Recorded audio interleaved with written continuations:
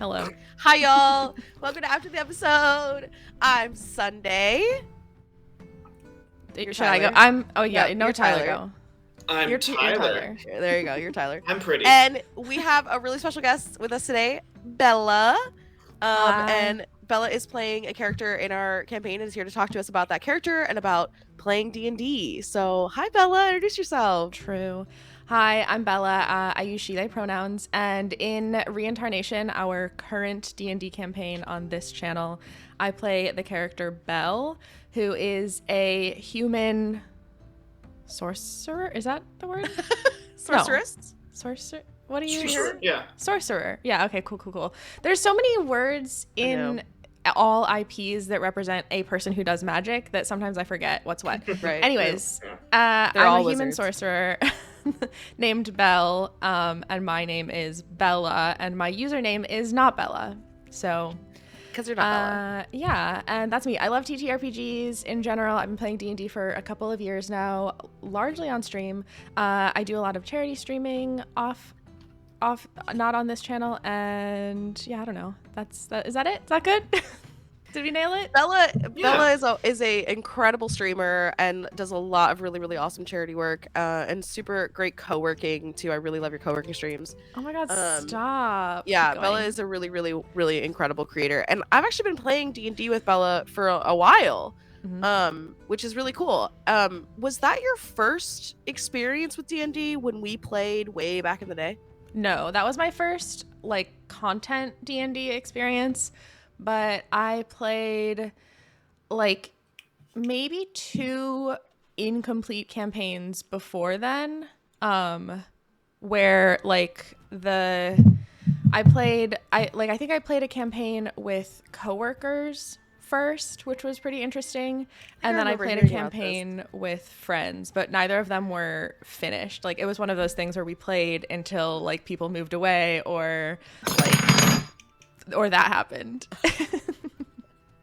Was that something critical? That'll kill a campaign right now. Was that just a spoon? Yeah, it was a spoon. Okay, good. It sounded like a spoon. Sorry. It sounded like it could have been a spoon or like a critical piece of your computer setup. You know what I mean? Either or. Something else that's just balancing on things. Right. Yeah, Tyler, have you ever showed chat your setup for your camera? No. Maybe you should. Nor shall I. No, we will Nor get shall I? behind the no. Yeah, One maybe day. I'll take a picture and I'll just upload it. We should tweet it. Yeah. It's just like magic card boxes and then a camera on top. Next 5 subscribers right now gets a picture of Tyler's camera setup, and it's super whatever goofy. you're imagining, it's worse. It's worse than you. Yeah. Just kidding. That is so funny. I'm curious. Like, because of the campaigns that didn't ever finish, like, what was it like the first time you ever had a campaign finish? That was with Tyler, right? Yeah, I think that was other than that, I had played, I think before, or maybe even during that campaign that we were playing, I had played one-shots, so those like finished, but I think a one-shot is pretty different from a campaign. That was definitely my first like full campaign to finish, and I think like, it's interesting because I really do actually enjoy the beginning parts of D&D and TTRPGs in general. Everyone loves a character sheet and like making a new character. Yeah, exactly. I love making a new character. I love the like cliche, you are in a tavern and a stranger comes up and talks to you and just go with it. I love that. Like, I don't mind those moments at all. So like, I don't mind, like, I wasn't ever mad about starting a campaign and not finishing it. But I think that there are parts of D&D that you just don't get when your character is like level 1 or level 3. And so getting to play D&D with a character who was much higher level was so cool. And it's sort of like, it's like if you like play a video game and you only ever play the first day in the video game, like there's just so much that you're missing. And like the first day is really fun, but like there's so much that you're missing. And I think that was like finishing that campaign felt like that. Like I finally got to see the parts of D&D that I had been missing. The late game stuff. Yeah. Yeah. That's really good. That's really cool to hear. Cause I know I've played like many, like just 1 to 3 level characters. Yeah. I never get past that. That's And really like cool. there are certain characters, like I know Tyler usually, at least in my experience playing with you, you often have us start our characters, and like for this campaign we started our characters at level 3, right? Is that true? Yeah. Yeah. That's really And common, Tyler. You do that like every time, right? Yeah, yeah. Well, I think that the first two levels are just like, let's just get this bullshit out of the way, and then like level Mhm. 3 is when you're like, okay, what do you want to specialize in Right. for most classes? But yeah, Yeah, like some classes don't even like there's like stuff you can't even do anything until you're level 3. Right. Which Right. like yeah. I don't know. And I think also like even like from a narrative standpoint, I think like I imagine often that like if you're level 1, like you can't do anything yet. Like you've never done anything, and that's fine, but that's like I think it makes it's so hard to create a backstory that's like I am a person who wants to be this. Right. Like I don't know. Yeah, absolutely. Especially for like, so there's a lot of characters, there's a lot of backstories. Something that DMs need to be aware of for some players is that a player will come to you with a backstory that's like, my character has like is like the head of this mercenary company and like has all of this other shit, and like killed a dragon and saved a kingdom, and you're like, you are level 2. Yep. And like I'd be like, that didn't happen yet. That's gonna happen. All you've done is taken out the trash for your mom. Like, Basically, relax. Yeah. Yeah. So a lot of the time you need to be wary of that when you're like getting player backstories. But yeah. Is that something that you faced, Bella? Like, because Bella, you've played quite a bit of RGB, Mhm. of D&D. No, you nailed it. Now, yeah. So I would say you're an experienced player. So, like, is that something that you deal with when starting a new character, starting from scratch?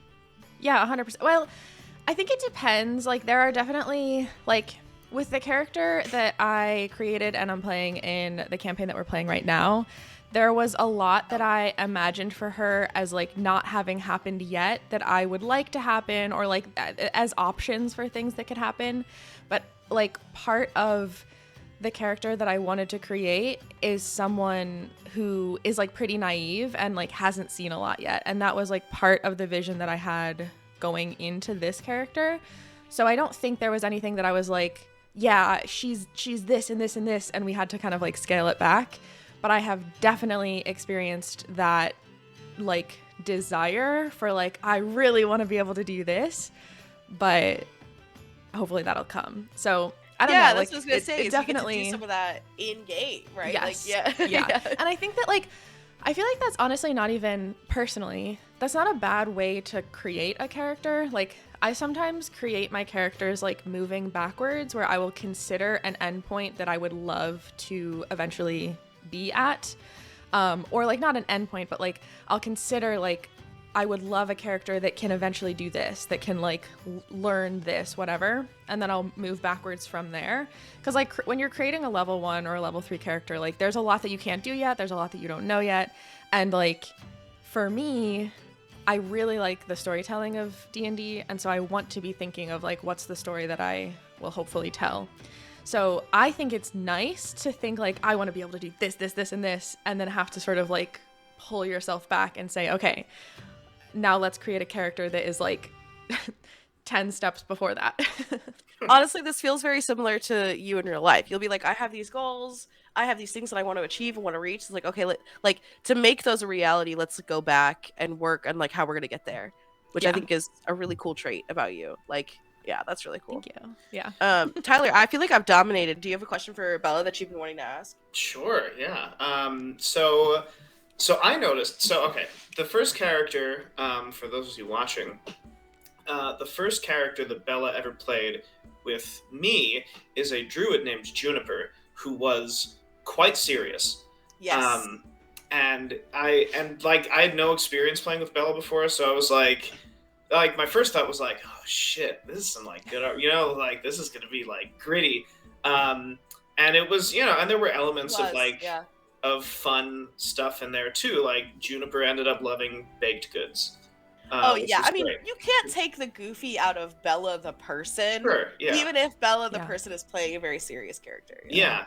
But there were some excellent RP moments where like a mentor that had betrayed her and was working, like there was just like a lot of really cool stuff. And it's so interesting because every other character that Bella has ever made that I have DM'd for has been a goofy goober, and like, it's Yeah. been great. Like, she made like, and the funny thing is, Juniper, like, very very noticeably, the serious character was the only character that wasn't named Bella or Belle. Oh my god, that's so true. You know? Yeah. Like every other character. So I've done a bunch of one-shots with Bella where she played Big Bella, Hot Bella, Portabella. Portabella. And, I wanted to ask you about Portabella. There was something else as well, like Strong Bella or something like that, I think. Yeah, there was. I think it was Yeah. Strong Bella or something Yeah. like that. Mhm. And so, like, and then Belle. And we're like, okay. Right. And it was funny because, like, when we were making her character together, she was like, I don't think I want to be named Bella for this one. And I was like, oh, okay, what did you have in mind? She was like Belle? Do you think? Yeah. And I was like, Let's do yeah, something okay, wild. yeah. Let's do something. Yeah, let's really go through. That's fun. Which, okay, incidentally, Can't I talk think today. Belle works so well for this. Like, Belle was a name that I chose incredibly intentionally. Partly, not that you asked, but I'll tell you. Partly, it is a nod to. Partly, it is a nod to a partial, like a minor inspiration to this character, which is Elle Woods. Oh Fun. my god, Belle is little- based off of Elle Woods? I would say not entirely. I think there are. I took inspiration from Elle Woods in that I wanted a character that was like unapologetically feminine and girly, but like absolutely not willing to be seen as incapable. Incapable, totally. And so Oh I my think god, like, Belle is totally Elle Woods. This is Yeah. amazing. I can't but I believe think never- there's also a lot, like there's a lot that I diverge from. There's a lot of things that I Absolutely. diverge from. So it's not like, I didn't want to create a character that was just Elle Woods, but 100% like the, like, you know, showing up with your hair done and in blonde and in all pink and then being like, I'm gonna get this shit done. That's the What, vibe like that it's I wanted to hard? bring. Yeah, what, like it's hard. I think I even snuck in there. I've snuck in at least. I snuck in what, like it's hard, I think, on our like character teasers in that went out on social media. And then I also snuck in there's a line from Legally Blonde the movie where like Elle introduces herself as a Gemini vegetarian. That's And I right. introduced Oh yeah, Belle you totally as that. do. Oh my So god. I yeah, can't but then believe I didn't catch also with all of the like clockwork magic stuff that we have going on, I think Belle works very well too because of the like clock reference. So it kind of like all had these like pieces that kind of fit into place. Like I like that it is similar to my name, and then these like, but yeah, that's why we this landed stuff on Belle. happened intentionally? Like, did you make all of these choices very intentionally, or did some of this like 100%. kind of happen naturally? Okay, so like the clock reference 100%. and everything was intentional. Well, it was sort of like, I mean, I guess we pieced things together. Like I think I came with a character who I wanted to be like, you know, a little naive, but very feminine, very like, you know, positive and go-getter. And then we kind of built the character around that. And then with like, I think Tyler probably suggested the like clockwork magic stuff because I've never played a sorcerer. This is my first time, and I think there's a lot of stuff that like there's a lot of stuff to learn, and a lot of like choices to make that I was like, what the hell is this? And that was one of them. Did not know what that was. But I think like that. Sorry, my cat's moved. When that like the like pieces kind of like fell into place and it all kind of made sense. So it was intentional in that I like saw these things and was like, yes, this is what I want. But Right. there was also a lot of like Tyler helped a lot. Is there anything about Belle that you've like discovered through the campaign? Like you say that's intentional in making her and playing her. Like, is there anything you've discovered about her that Oh, you yeah. didn't know when you started? Yeah, 100%. Because I think like when you create a character, excuse me, in D&D or in any TTRPG or probably like anything, you have control over them up until you put them into the world, and then they start seeing experiences and they have to adapt. And like Totally. there's so much that you just can't plan for. And when like I think you would have to know everything that your character is going to run into or encounter to be able to plan for all aspects of their personality, and that's just like not how it works at all. And like even things like fun facts, if you haven't planned a fun fact and you are forced to create something in the moment, are like an opportunity to add to and develop your character in a way that you might not have expected.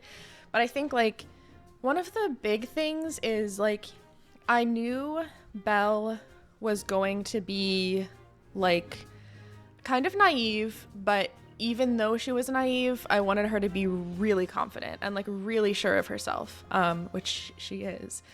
And I think like I didn't really anticipate her having like a sore spot for having been like people not taking her seriously, which sort like of you didn't like know it was like would kind of trigger her a little bit. I sort of a little bit anticipated that maybe it would come up in this campaign because of some of the direction that I knew from the beginning we would go. But I didn't expect, I don't know, like some of the reactions that I think Belle has had to people like in the party, even doing things that she like perceives as sort of like not, like not having confidence in her.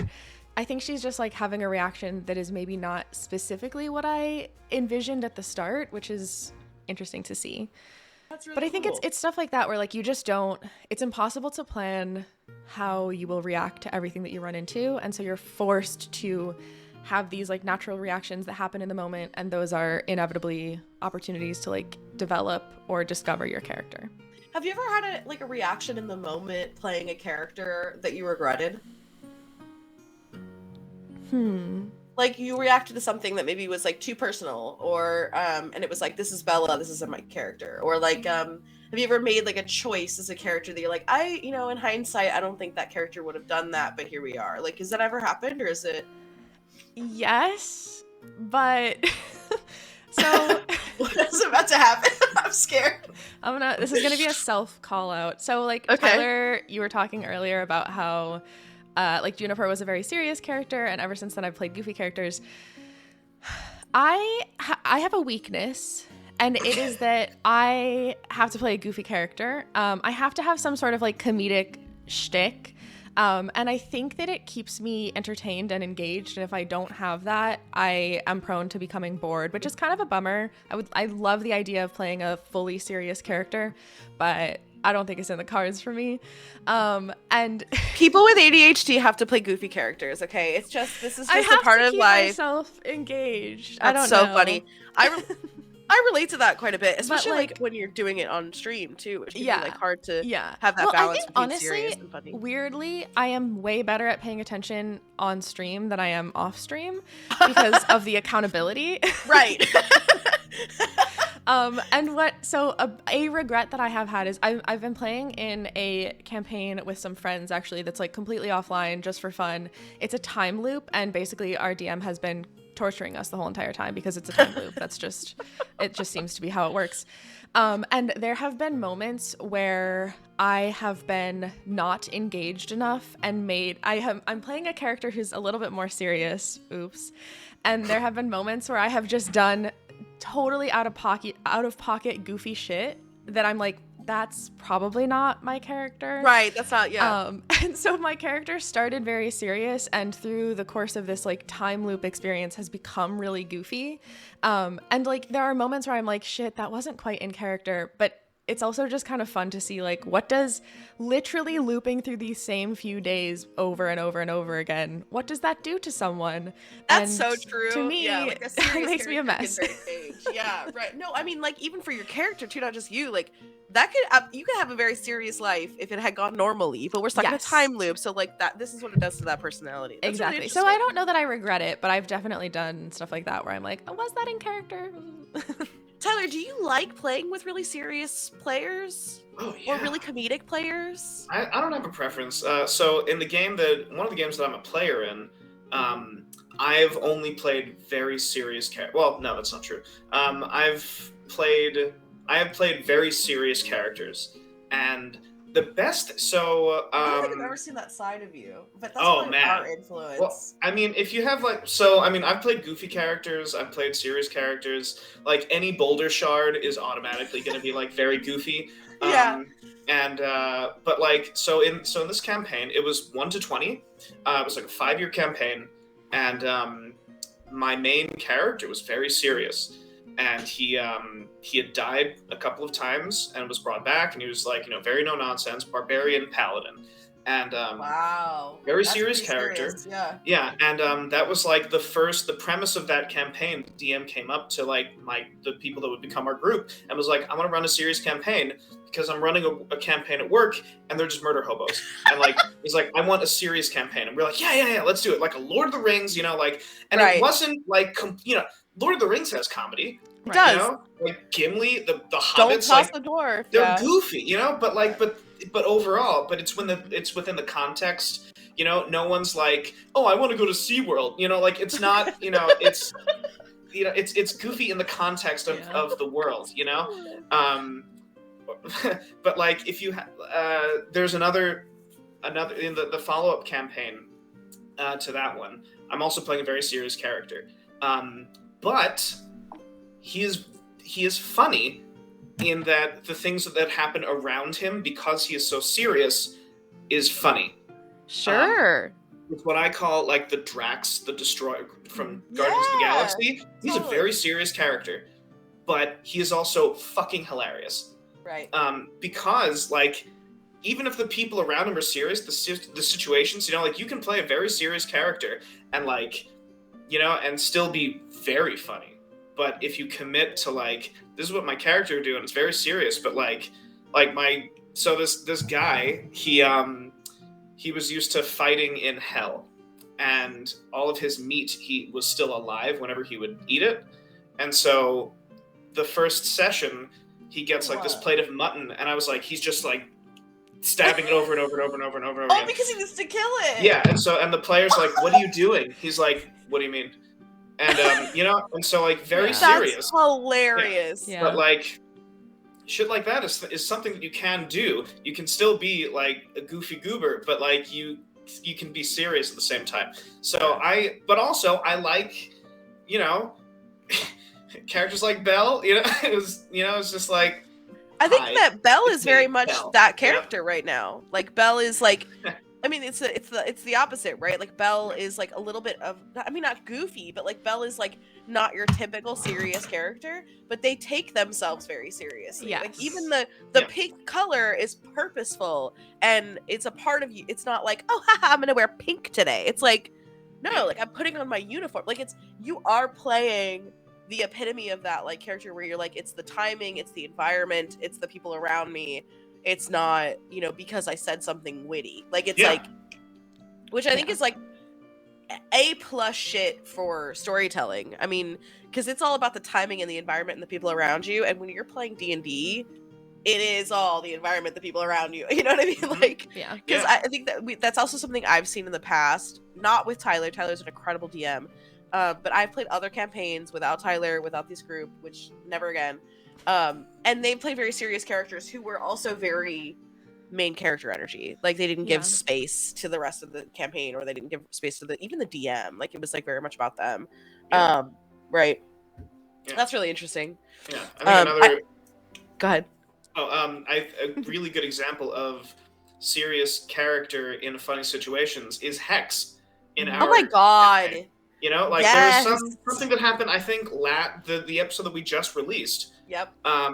Where it's like one of the funniest fucking things that I've seen in this campaign was when Belle is like, should we, we're saying that we're in, should we be like cautious or something? And Hex is like, you should only be cautious when you're in.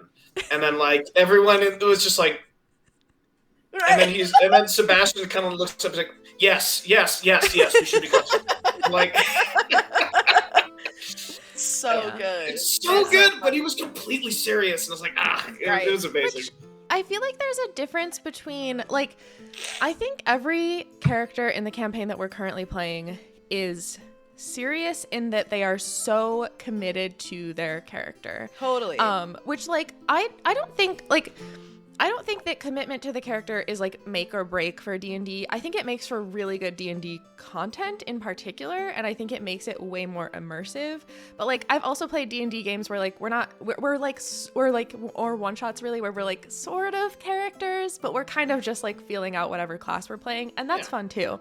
Like sometimes it's fun to be like, I don't give a shit, but I have a big sword. You know what I mean? Like, it's all I've seen fun. a lot of one shots that like mimic like you and your friends around a table playing a board game. Yes. Which is like you're trying to play out the mechanics of the game, but you're really playing as yourself being fun, right? Yeah, which is I think still so fun. So good. But I think that like there's different types. Like the word serious, I think can mean so many different things because like in the context of this game, I think there's a version of serious which is just like whatever your character is, you're so committed to it that you're making decisions as that character. And like I think Belle is very serious about the I'm really committed to playing who I think Belle is, and I think that's true for every single person in this campaign, which like makes for those moments where characters aren't trying, like you said, where characters are not trying to be funny, but it is hilarious. Like I think we've seen moments like that from every single character in this campaign so far. Mavis is great at that, I think. And it's just these moments where you like someone just says something that is so natural for their character that in the context of everything is like, what the hell? Which is great. Well, you could be a really committed or serious player playing a goofy character. Yeah. Right? Like it's like if you use serious in that way, like it's like it's that separation between player and character, right? You can be a really really goofy person playing a very serious committed character. Yeah. Right. Too. Yeah. And it's easy to I think it's easy to fall into, especially if you're playing in a one shot, it's easy to fall into my character, the character that I've chosen is a meme, and that's what I'm doing for this session. And it's easy to in a one shot because like Dietrich has done that so many times. The character I played last time, I got caught in so many memes. Yeah. But like, it's easy to fall into regret that. it.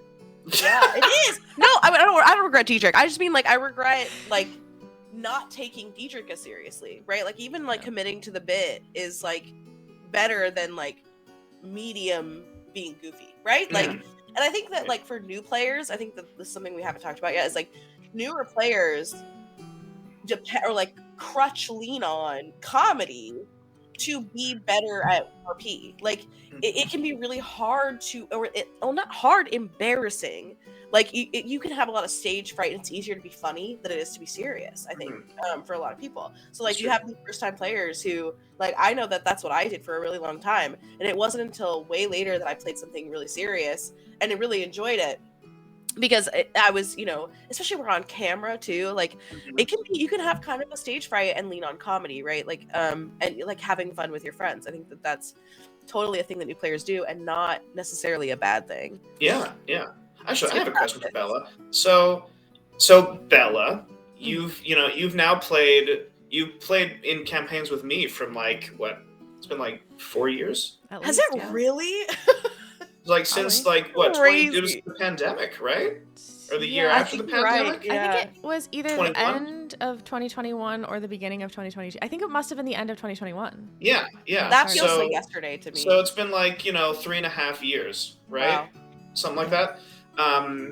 So from like the first and you'd played before, right? Yeah. Had you played a lot before, or was this like it was still pretty new? I think before we started that campaign, I had played like in total probably. It was those 2 unfinished campaigns, right? Yeah, like probably 10 sessions in total, and both were unfinished campaigns. So then, going from that first couple of campaigns, even like just Sunday Adventures, going from that to now, what would you say are like the biggest changes in your like RP, like in your like philosophy behind playing? Play style, like things that you like, things that you don't like. Like what are the biggest changes that you would say have occurred in you as like a player? I think that when I first started D&D, or like when I first, the first campaign that we did together, I preferred combat to role playing because I was more comfortable with it. And like combat's Really? so fun. Like, come on. And I think also the campaigns. That's a hot take. It's so fun. The campaigns also that I had played before those like sessions that I had played before us playing together, the most fun parts of those were combat, and I think it's because everyone preferred combat that I was playing with. And I think that's the vibe I don't was know, different. but like I feel like that's probably true for off stream or like non-content Yeah, campaigns. absolutely. The And not for everyone, but I think like for if you're like hanging out and like just like goofing off with your friends, like the combat's the fun part. And like I still distinctly have this like strong memory of a moment in one of those campaigns with me and my friends where we like killed some big huge monster together, and like we had all this like teamwork going into this like combat, and it was so fun. And like that was one of my first few like moments in D&D, and I still remember it a little bit. Like I can still remember parts of that combat, and that was super fun for me. And I think that was like what I expected out of D&D, and what I thought would be the fun part is like the mechanics of the game and the combat. And now I like combat still, like that's not going anywhere. And I think that like I still really, really appreciate I think that there is a level of like cooperation and collaboration that you only see in combat. Like you can see it in role play. Like there's collaboration. We can make plans together, like whatever. But there's something so magical about seeing all of like everyone in your campaign like kick ass together. Like that's really special to me. Anyways, I love that. But I think role playing has significantly surpassed combat as my favorite part of D&D. I think I like it a lot more. And I think I'm even more comfortable. Like, I think when I started D&D, I would have said that I was more comfortable with combat than roleplay because it's like intimidating. And now I think like the parts that are intimidating to me are combat. Like I feel way less comfortable in combat than I do role playing, which is interesting. I also think I've gotten quite a bit better at making characters. Why? I think in combat, weirdly, I feel like it is a piece that I don't practice enough somehow. Like I don't really know how best to practice D&D combat. One but shots. It feels like I feel like it's the time where I'm like looking at my character sheet. Like I think I scramble to figure out what I want to do in combat. And I don't always think I make good choices, which like it doesn't matter, like it gets done in the end and we're playing as a team. So like I can have a not super strong round and I can be kind of, carried by the rest of my team. But like I frequently feel like I don't know what I'm doing in combat now. That's so interesting because like hearing it from your perspective of like what is going on inside your head when you're thinking about these things and like how you perceive yourself is not how I perceive you. Like I don't perceive you as somebody who like has made mistakes in combat or like doesn't feel comfortable with combat. Like I've never seen that. I think it's actually kind of one of your stronger like I think especially with Juniper with the magic, that was like one of your first times playing like a ton of, you had like all those animals to keep track of. That was so fun. It was so good. I would play a wild shape druid in a heartbeat anytime. Yeah, that was you were so fun. So good at that. Like you always seem to have the mechanics down. But like that's remember, because behind the scenes I was like, what animals? What? I remember that. You could like, hold on, I gotta Google. Wait, it how big is this? Right. Tyler, can you check to make sure this is right? Yeah. I just remember when at some point Bella was like, "I'm gonna summon 12 snakes," and I was like, "I'll never forget that." The rules sometimes were a little silly around that, which I loved. But I think like with combat, maybe it's that I overthink combat a lot, and like I think something that can happen in combat that I know just because of the way that you play combat, Tyler, I know that you're aware of this and you do a really good job of making sure that it never has to happen. But sometimes in combat, I feel like I have played combat before where it's like, okay, there's, the 4 party members and we're fighting a big, huge, giant monster and it's going to take us like 15 rounds to just until we get all of the HP down. And so it's like, I have my sword, I have this one spell, I have my axe. Okay, next round, it's the same.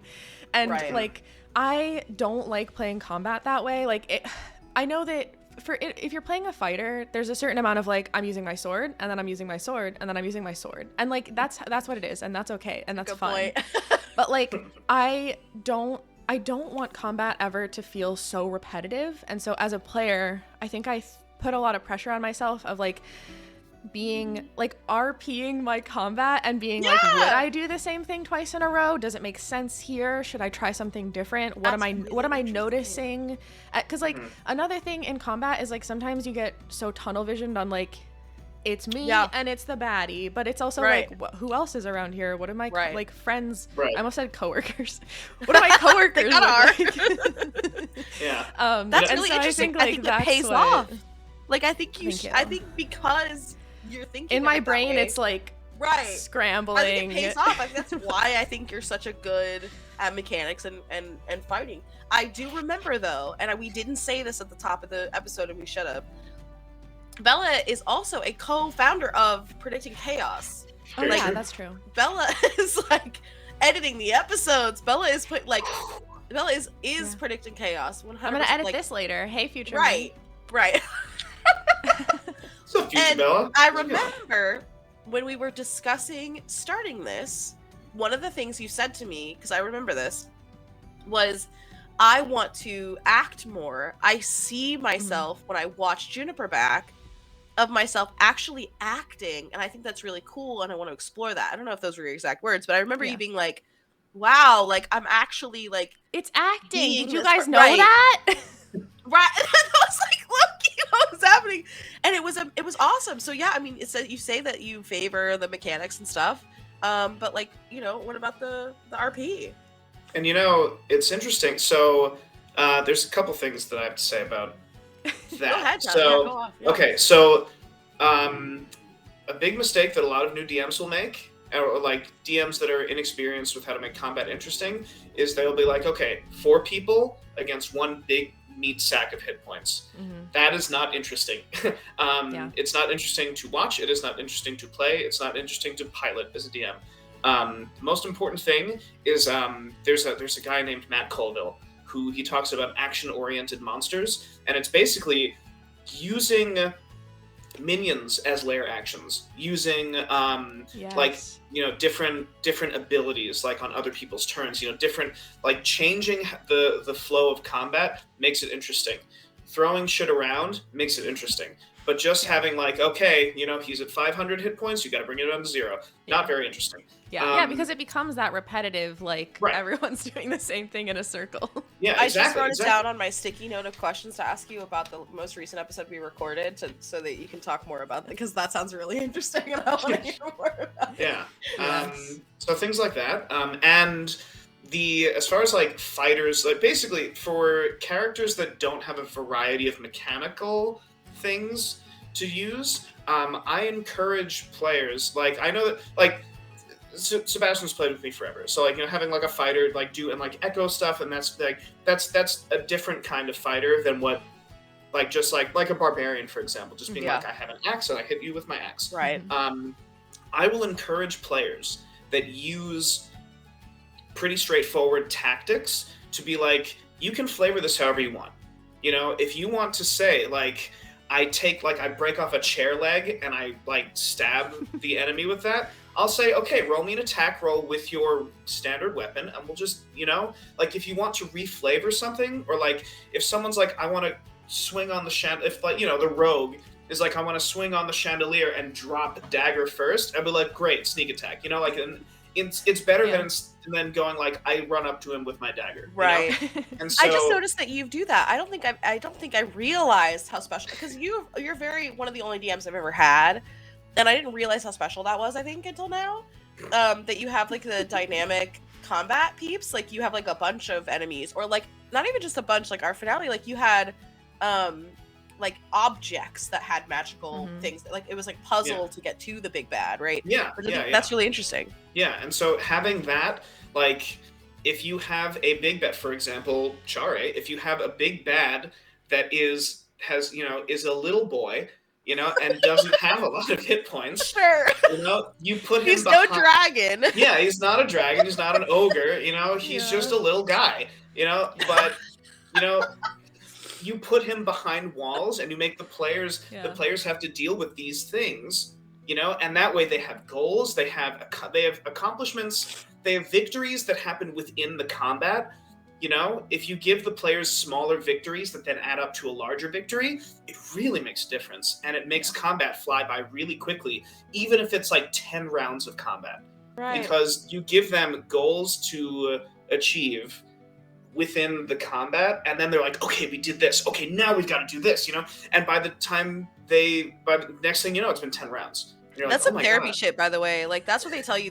No, I'm serious. They tell you like achieve like these little small wins and small goals, and you like feel better. Like, that's some psychology shit right there. I was reading, I read this manual called Critical Core, and it's so cool. It's a specifically like a behavioral Shut up. like therapy thing for Dungeons and Dragons. Be for, like, so fucking for real. RPGs. That's real? Yeah, they use. I just read there was this passage that was like, it's so cool. It's like when something negative happens to a character. So like if the character fails at something, you say, oh, you know, your character, you know, like trips over this and falls, or like your character is so mad at this happening. But when something good happens, you say, you pass this check. You're like, how do you want to do this? How do you want to kill You're monsters? therapizing us. That's something that You're healing me. It's interesting because something else that they said, and now I'm going to use the shit out of that, but like something else that they said in like the beginning, they're like, okay, when you do a session, you should do like check-ins and check-outs. And I was like, oh shit, like, you mean like fun facts and bond changes? What you already do, exactly. Yeah, and I was like, yeah. So, yeah. No, it's so helpful. I know, like, I think we've already talked about this with other folks, or like in general, I know we've talked about this, but like the fun facts and the bond changes are so helpful because like we are acting, like we're acting, and like you're stepping into another character, and I feel like you have to do some sort of acknowledgement of like, okay, now I am Belle. Okay, now I'm back to being Bella, because otherwise, like, I don't know, it's an emotional experience. Like, absolutely, I don't know. Absolutely. It's easy to get stuck in a character too. Like, has that ever happened to you, Belle? Have you ever been like so emotionally attached to a character and had a difficult time pulling away? I feel like it's not so much. I don't necessarily have a difficult time pulling away, but I think that like a thing that has happened to me many times, it's happened to me in this campaign, is that if something emotional happens to my character, it happens to me because I'm like live, or not live, but like on camera, you're the processing little, it. Like I am the emotion behind the emotion that I'm portraying. Yeah, totally. And like, I don't know if this makes me a good or bad actor, but I don't know how to express emotions without feeling those emotions. And so, is it like, literally called character acting? I think, or like when you're like, I don't know. When you stay in character. I think that's what it's called. There's the Stanislavski method, and it's so the method, so it's called like, there's method acting, and that's like, in order to achieve an emotion here, I go back and find out when I experienced that emotion, and then I bring that out. And then there's like, and I stay in that emotion for the duration. And that's why some people are like, don't talk to me when we're like not filming, because I'm going to be in that emotional state, you know, and I'm like, and I will lash out and try and fight you, you know, or like whatever it is, you know. So my character is a dickhead, so I'm a dickhead right now. That's that's method acting, and it's like, I think I don't agree with it, but like, you know, that's one way. Sure, but I mean, if it gets the tears out, I guess. Wait, what? So, what was a moment in this campaign that you? I know. I want to ask that too. Oh my god! I don't even remember specifically, but it was there was like a moment. There was one episode where there were like 3 like tiny little moments where people were just like, no one said anything, but it was the vibe was like not taking Belle seriously kind of deal. Oh, I remember. Like, I think in order to, I was like, oh shit, how does Belle react to this? And so I was like, okay, I guess we're gonna find out. Let me fucking let me feel this live on camera. Right. And so it was like me going through, which like I think having people around you who love you and appreciate you and genuinely think that you're good but still see you do something and sometimes think like, "Ugh, come on, like you're never gonna make it. It's never gonna work for you. Like Right. you need to be different. You need to be different in order to accomplish this." That's a really relatable feel. Like I didn't have to dig deep to Yes. find that one. Yes. And so I think like I Amen. don't remember which episode it was, but I know there was like a couple of moments like I think Hex said something to Belle. Yeah, I remember And I that. think that was the Yeah. thing that kind of kicked it off, which like I think is a great opportunity. But I remember ending that session and like, you know, turning my camera off, turning my light off and being like, oh damn. So can you talk to that? Like what's the healing process of that? Because I think that it was really important that, because you guys talked about it later. You guys, like, as people, not as characters, not as players, not on camera. It was like, because I think it's really important who you play with, because D&D can be so vulnerable, and when you put yourself in those spaces, like I've definitely experienced that, where I played at a table of people I did not trust and love, and it can be very hard, and it is very personal, the same way that like even having a good time, it can be very personal. So yeah, I mean, like how do you do that? What is it like? I think for me, I like to approach everything that we like, every emotional experience in D&D as like an opportunity and as a gift. And I know that that's cheesy as hell, but I don't care. Because I think that awesome. like I think that we grow. I think that like empathy, for instance, empathy is a muscle that takes like practice to get stronger. I think empathy is not something that you just like wake up and you're like, I feel for everyone.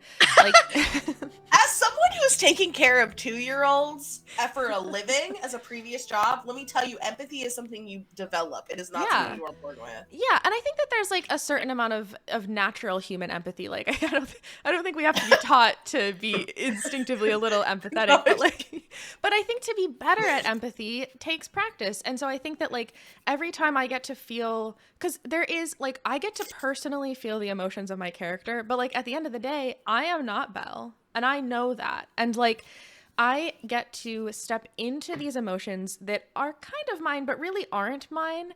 And I get to feel something that is an experience that I will never have, because I don't live in this fantasy world. I don't have like a potentially evil ? Father. You know what I mean? Like there are these. That's really funny. Toot in. Anyways. Remind me to come back to this when we need a foreshadowing clip. But no, take it back. Stop. Don't. No. But like, you know what I mean? So like I'm feeling real, genuine emotions, but at the same time, they're removed just enough because it's not a real person.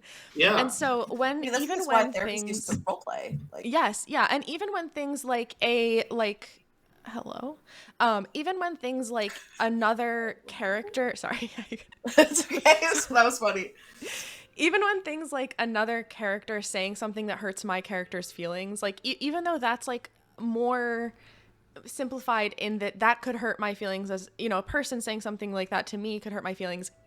Like Hex is not Sebastian. Sebastian didn't say something unkind to Bella, and Hex didn't even say something unkind to Belle, but whatever. But you know what I mean? It wasn't Sebastian saying it to me. Right. It was Hex saying it to Belle. And so there are these levels of removed that allow me this opportunity to feel an emotion, which expands my empathy, which allows me to experience these like complicated but also really interesting human emotions. But at the end of the day, I get to remember that like I'm stepping like into low a character. Risk. Yeah. And that's so I think that helps. Yeah, and I think that's the importance of like, firstly, the bond changes at the end I find really help to be like, because then we can talk about like, right. I get to step out now of I get to embody this, and now I get to step out. Yeah, sorry. And character voices, I think, are the other thing that we talked about this last time. Yeah. It really very helps. important. You know, it helps differentiate. Because then, like, for example, like I can, like, as a DM, like different voices. Because you can be like a character like Aerolith, for example, who like is a dick. Like says dick things. To people. Says like, oh, you're a fucking child. So but then at the other end. You have someone like, I don't know, Turris, who's like, or Celia, who's like, who's very, Turris. Like, but like, it's still me, I'm still playing the same, like, but they're very different people, and having a character voice like Hex, for example, Sebastian isn't like that, but having something like that. Bless you, Sorry. Having someone like that, and having a character voice, even if doesn't have to be an accent. And I was just talking about this today. It doesn't have to be. You could do a shit British accent, and you can be like, I don't know how to do a British accent. I'd be like, whatever you try, that's real. Because England we talked about this in the last episode of this. Because England doesn't exist here. It becomes its own accent because you made it up. Yeah. Right. And that's how you know, and that's how the rest of the party knows. This is this person talking right now. There is no possible way of mistaking it. And even like Belle, I think, is a character voice for sure. That was gonna be my next question. It was like, Belle is definitely a character voice. You change your voice for sure. Yeah. And I'm curious, it's funny has it helped? because I in my mind, so character voices super intimidate me, and in my mind I've never done a character voice because I can't do accents. I don't really know how to I feel like that is honestly, truly, it's just a level of, it's not that I can't do it, it's that I am afraid to show that and be vulnerable and be bad. I'm an Aries and I am an older sibling, and I am terrified of doing something and being bad at it. Like, it's so scary to me. So I would love to try a character voice, but part way in my head, I've never done it. But what's interesting is after the last time, like, I've been thinking more about character voices after we talked, I heard y'all talk about it. Right. I notice myself when I am playing Belle, I hear my voice change. Like, I thought that was intentional. I don't know if it is. It's hard to tell. Like, in particular, if I'm like, I will notice in these moments where I'm like talking as Belle, saying my Belle dialogue, blah blah blah, whatever, and then I'll say like, okay, and then I have then I want to do this, and I hear my voice and your shift, voice and I'm like, totally. Even if it's just like, totally, like, it is intentional, but I don't. But I sort of forget that also is a character voice. It's like a little like singing. Like, you've tonally changed your voice, and it like differentiates like who's talking. I can literally feel it even in the way that I will sometimes like move my body a little bit as if I'm like sitting out of it. Like, every time, I don't know if you noticed this, but every time you're playing Belle, you sit up straight. Every single. I thought you did it on purpose, Bella. Truly, when I am playing Belle, I'm completely her. Like, I put my brain into that space as a character. I'm imagining the way that I'm holding myself. I notice that I smile a lot more. Like, I smile, but like, I smile when I'm being Belle because like that's what she would do. And like, I think like, we're just making a silly little show. I don't, in some ways it doesn't matter that much, but like, I really feel like when I'm playing this character, I'm entirely this character.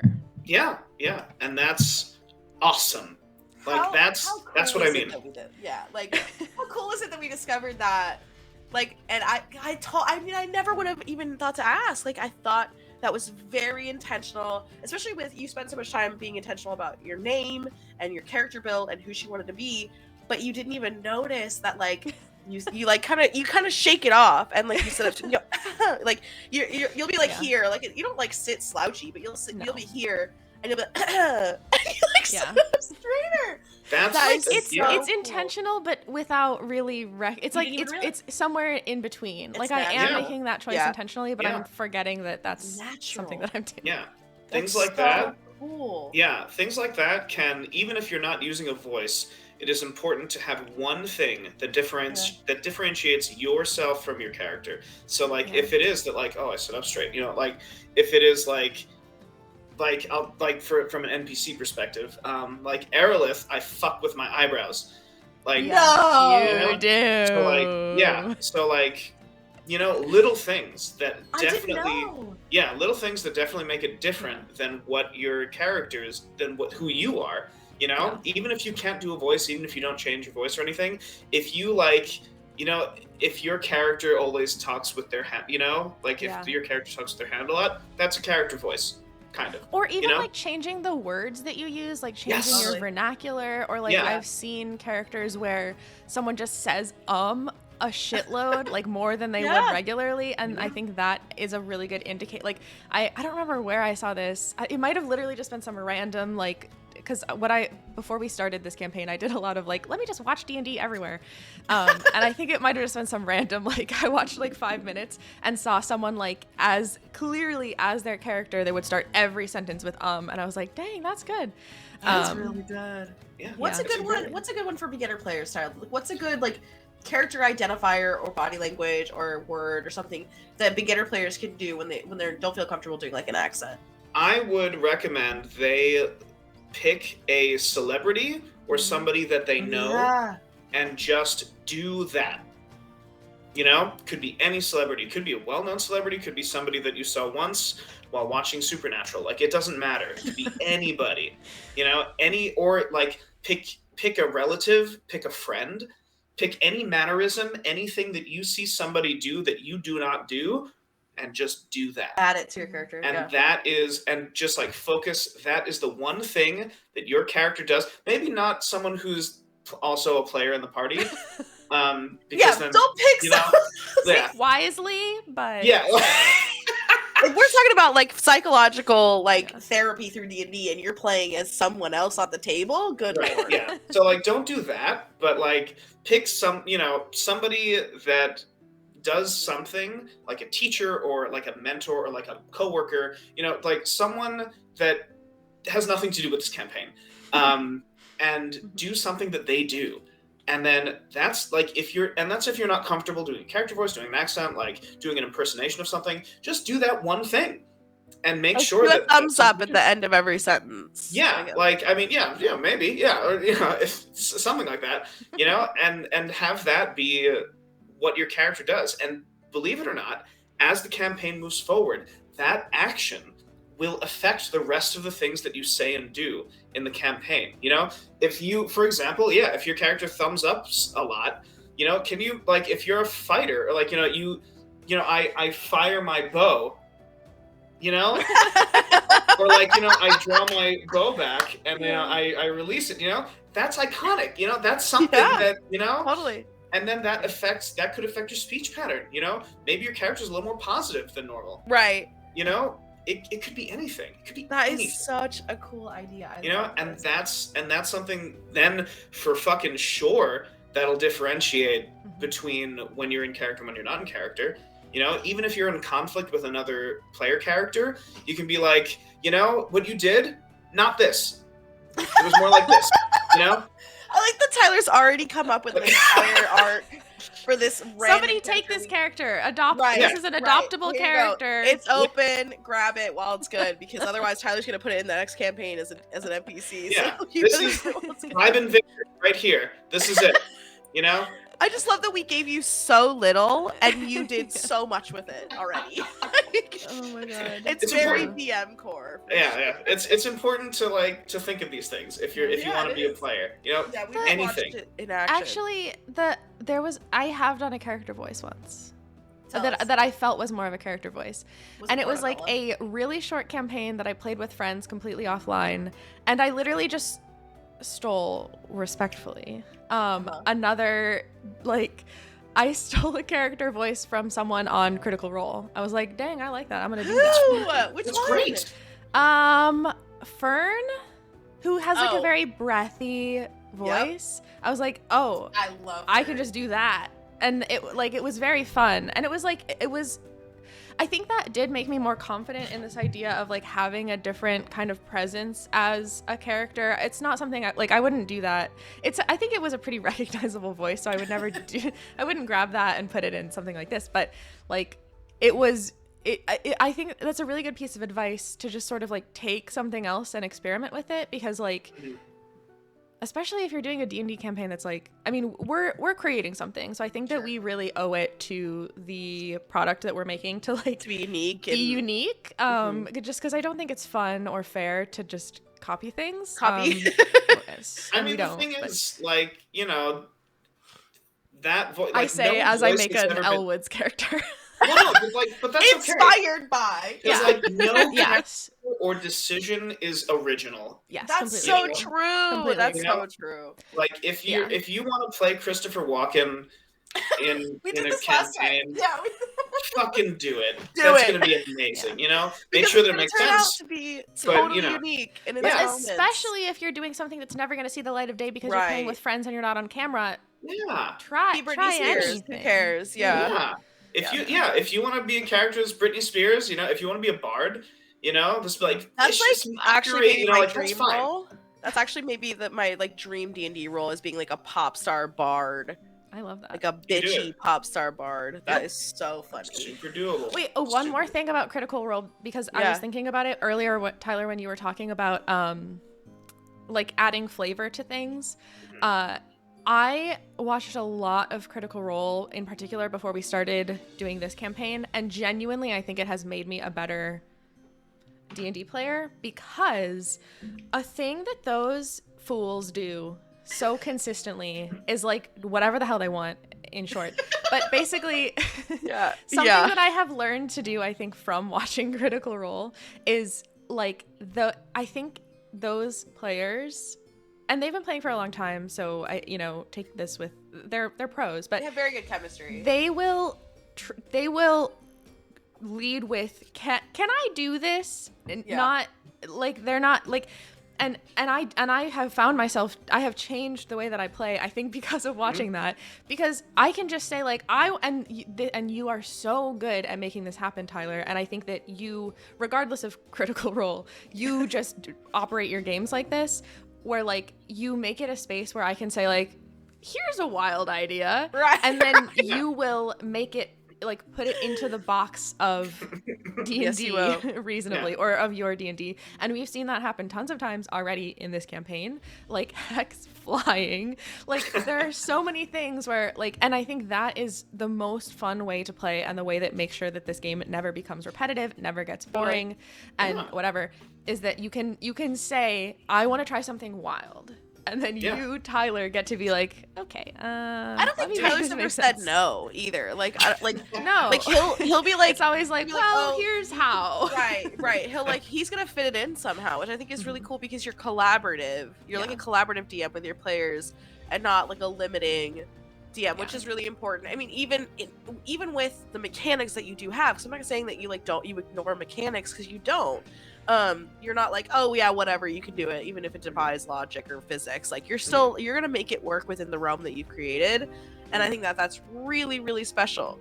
And you do it on the fly too. Talk about making decisions on the fly. Yeah, but like something to me about watching these like professional ass D&D players be like, I want to try something nuts, and their DM be like, okay, hang on, slow down. I was like, damn, I could just be doing that. Like, I don't have to come up with perfect. Like, Tyler will make it work for me. And he sure will. The rule of cool is really important. Yes, the rule of cool. I love rule of cool is that. very important. That's something that say what it is. Say what that is. The rule of cool. It's exactly that. It's like, hey, I want to do something weird, and you know, the DM then says, cool enough? Yeah, well, the DM's like, okay, well, what do you want to do? So, for example, Hex, you know, says like, I want to try and like kick Mavis across the chasm. And I'm like, okay, so like, I have an idea of how this could work, you know? It's like, let's project and switch, you know? And like, that's the rule of cool. It's like, I want to do something weird that isn't in the rules. And then the DM's like, I make the rules. So like, you know, so if you want to do it, we'll make it fit. We'll just make it cooler, you know? Like, that's so badass. Yeah, we'll think outside of the box. And that's get you a Tyler. The best DM. That is so special, Tyler. I don't think you know. I mean, maybe let's not make his head too big, but like, I don't think you know like how special that is. Like, I can't tell you how many times somebody has been who doesn't do that. Like, he doesn't have the rule of cool. Well, you know, it's they have the hard. Also, the book. You know, it's probably a challenge. You need to. Well, like you said, you get to make the rules.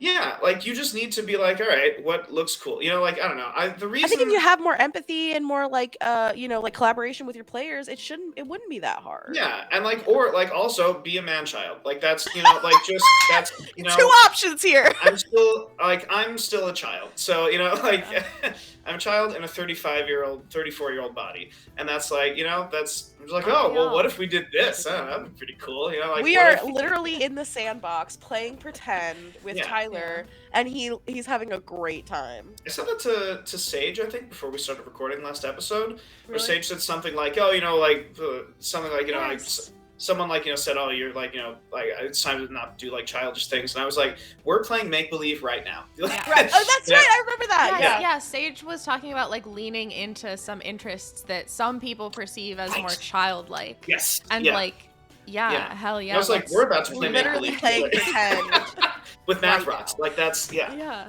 So I don't know. That's be a child. You Yeah. watching this, be a child. Yeah. Also, like it's your campaign. Like, there's no one coming around and being like, "Are you cheating at D&D?" Right. Right. No one cares.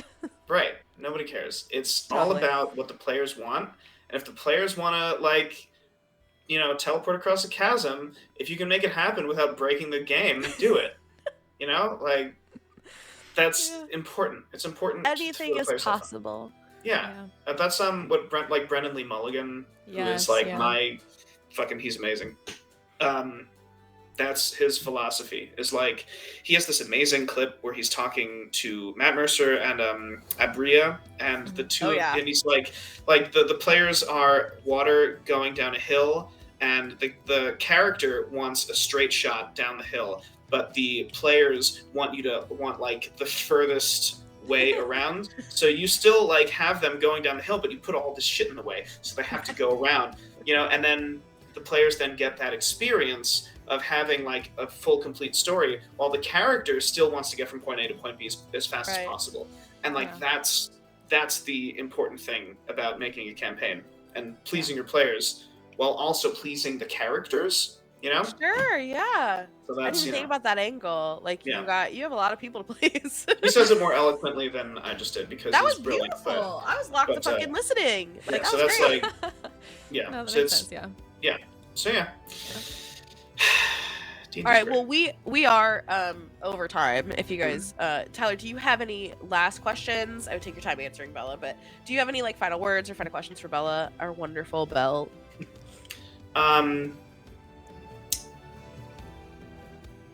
Character ranking. Of all of the characters she's all played? the characters that you ever played. Oh. What my favorite, like, of all the characters I played, what my favorites are? Yeah. Okay. How many have there been? There's only like 6 at least. I'll do the ones that I recall. Okay, I don't care how shallow. The bottom. This Start with is. the bottom first. No, I'm starting at the top. Okay. Because I'm gonna run out of them. I'm gonna run out and not remember what I have. I see. Okay. I don't care how shallow this is. I literally don't care. My favorite character to play was Hot Bella. Fuck yeah. It was so fun. I wasn't there. Tell me about that. Okay. I don't even like. God, Hot Does Bella. it speak for itself? Like, I mean, Hot Bella like fucked a mom and like Sebastian's character's mom and like was so fucking cool, and like it was just such a fun and like totally silly character, and it was also just really fun to play a character that was like hot, knew she was hot, didn't really give a shit about anything except for being hot. Like that was just so fun. Like that was just such a fun character to be. It was so silly. She was a wild magic sorcerer, right? Yes. Yeah. Which was also like so from like character, like stepping into a character, it was just fun to be that like emotion. But then I think from like in actual play, it was just like kind of chaotic and silly and fun. Like that was a really fun time. And I didn't have nearly enough time with her. But maybe she needs to come back. Respectfully, she was the kind of character that I think would be really hard to play for a super long time. Probably, yeah. What's the emotional impact of playing Hot Bella for like a year? Right. I feel like at a certain point I would have to be like, oh god, I have to create a level of depth to this character. Otherwise, like how many times can I fuck a mom? Anyways, let's find out, Bella. Let's find out. Anyways, incredible. Amazing. Because I'm willing to find out how many times. I know. I would watch. Let's go.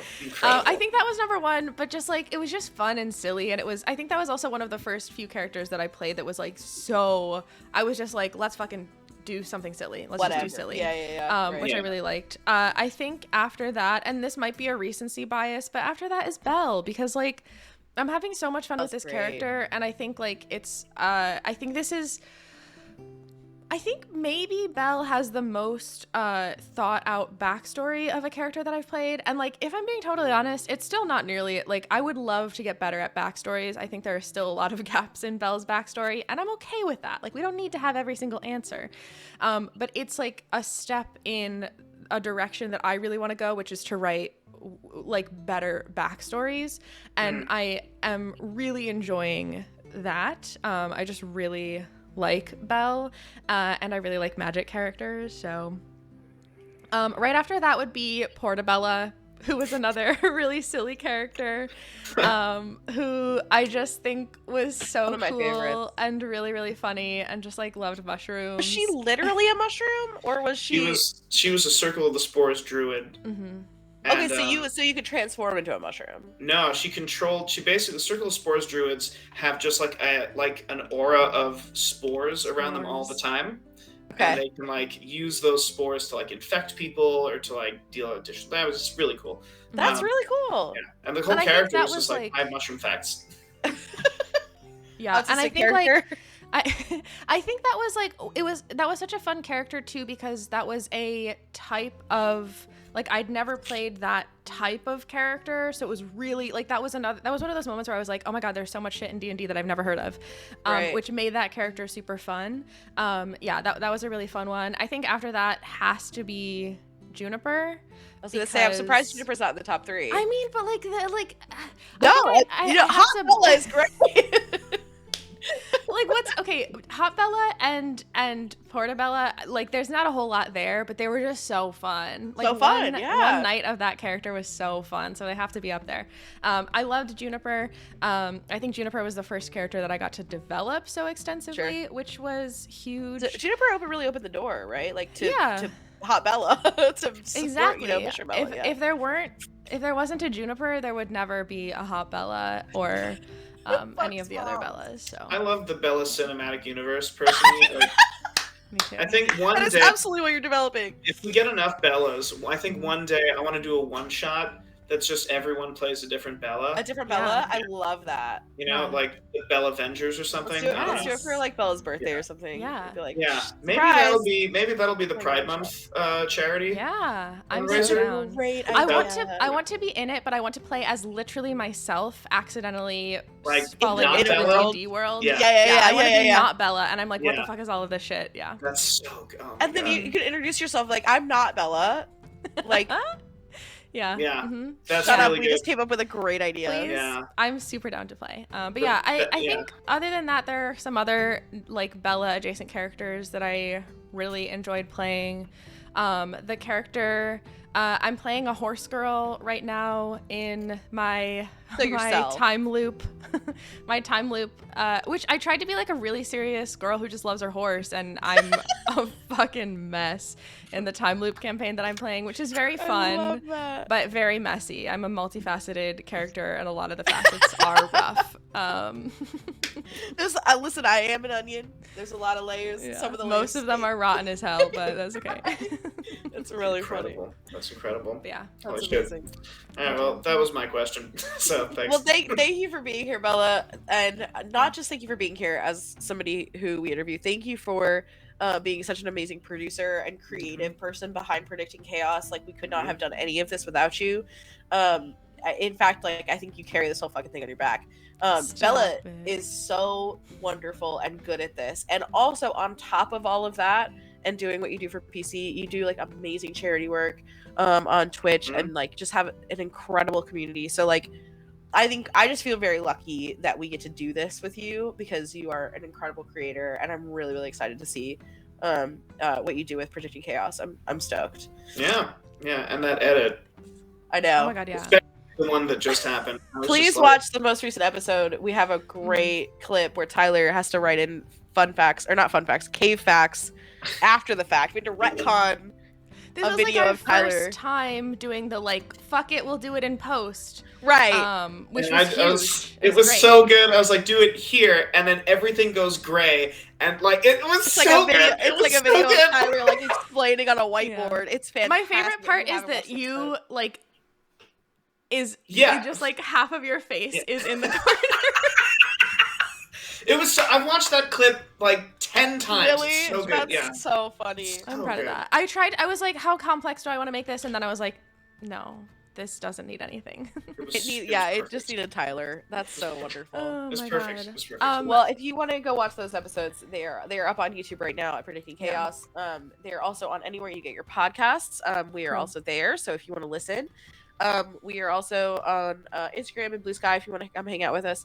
And please follow Bella if you're not already, because you are just incredible. And hello, my coworker has arrived.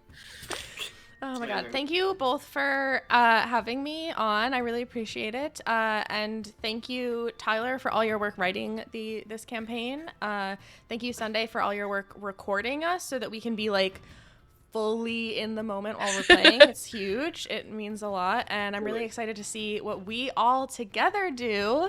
Because like we're kind of, look at us. We're the team. I know, We're- right? We're I was just holding about it to say that. down. Here we all are.